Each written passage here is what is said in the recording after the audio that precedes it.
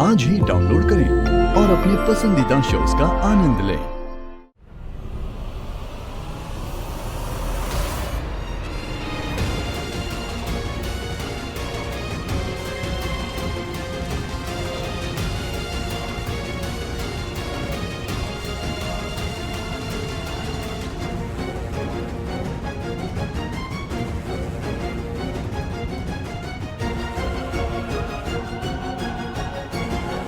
अरे यार, ये पूरी सोसाइटी तुम्हारी फैमिली कैसे हो सकती है? अभी अभी तो मैंने आपको समझाया ना कि सोसाइटी ने क्या क्या किया है मेरे लिए। मेरी आई के दुख दर्द में उसका साथ दिया है। और आपकी मॉम जब बीमार पड़ी थी, आपका डॉक्टर नहीं आ पाया था। कौन आया था मदद के लिए? डॉक्टर सोलंकी, इसी सोसाइटी के डॉक्टर है वो। और आपकी बहन की मदद करनी थी तो रिक्शा किसने बुलाया? मैंने। आपकी बहन को ढूंढने जाना था तो आपके साथ कौन गया था? इस सोसाइटी की अमृता भवानी चिटनीस गई थी, हाँ या ना? हाँ, गई थी। तो हुई ना अमृता आपकी फैमिली, आपकी अपनी।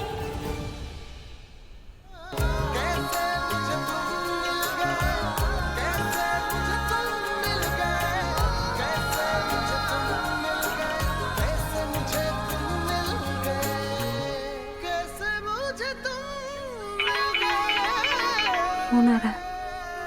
उठा लो। हाँ।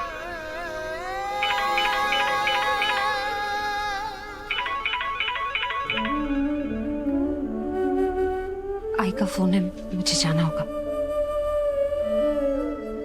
बट लिसन, ये थ्योरी सही है तुम्हारी। एक्चुअली मैंने कभी किसी सोसाइटी को अपना परिवार माना ही नहीं। सोसाइटी में रहा ही नहीं ना पहले।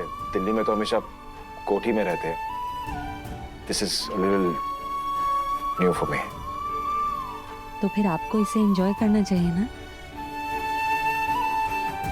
क्योंकि यही तो खास है आमची मुंबई में। हमारे घरों की दीवारें ही नहीं, हमारे दिल भी जुड़े होते हैं।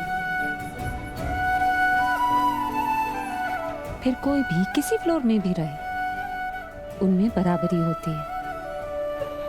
भले ही कोई इंसान कोई भी काम करता हो, उनके बीच अमीरी गरीबी की दीवार नहीं खड़ी होती।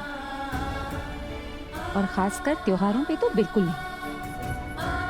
त्योहारों पर सबका एक ही मकसद होता है, जितनी हो सके ना खुशियां बटोर लेना। एक मिनट।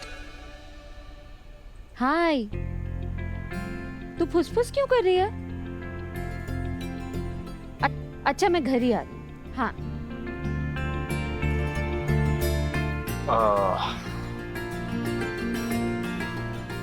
एक मिनट। ये कोटेशंस आप चेक कर लीजिएगा, हम शाम को डिस्कस कर लेंगे। अगर ऐसे खर्च करेंगे ना पैसे, तो दोनों त्योहार अच्छे से मना सकते हैं। वैसे तुम्हारी ये मकर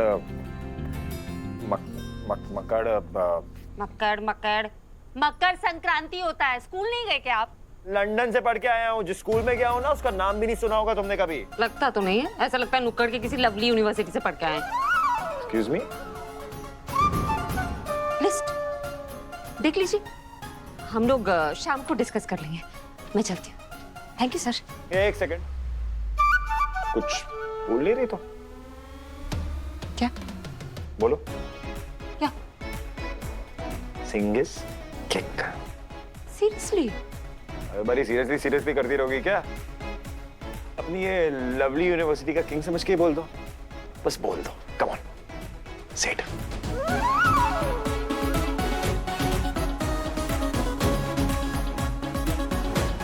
सिंगिस king. No, thank you sir.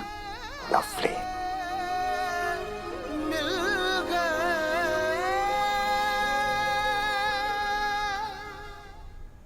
कौन है ये?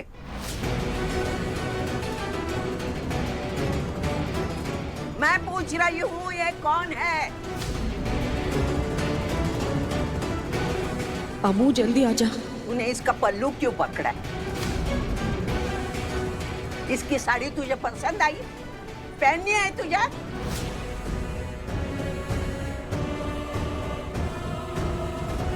नहीं नहीं आई, वो इसका पल्लू ना ऐसे फंस गया था दरवाजे में, तो मैं छुड़ा रहा था उसे। इससे तो अच्छा इसी से पीछा छुड़ा लेते।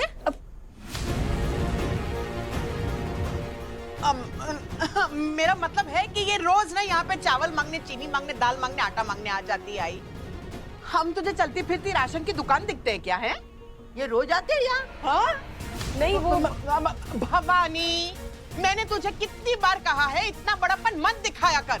ऐसे लोगों को ना उंगली दिखाएगी तो पहुंचा नहीं पकड़ेंगे, सीधा हाथ ही काट डालेंगे। क्यों बहन जी, तुम्हारे पति कमाते नहीं है क्या? या फिर आजकल पैसों की तंगी चल रही है? एक काम करो, आज कहीं और से मांग लो, जाओ। आगे बढ़ो, आगे बढ़ो, आज कुछ नहीं मिलेगा यहाँ से, जाओ। सही है, हम यहाँ खैरात बांटने बैठे हैं।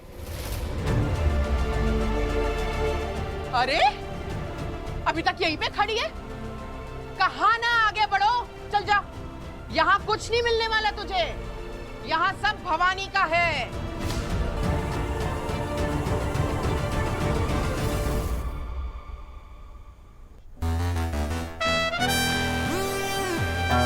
देख देख कैसे टुकुर टुकुर देख रहा है, जाके छोड़ के आ जा। नहीं आई, अरे बेटी शादी की उम्र वाली हो गई और तेरा ये अगल बगल झांकना अभी तक छूटा नहीं ना? आई भवानी, तूने बहुत छूट दे रखी है इसे, लगाम कस ले इसकी।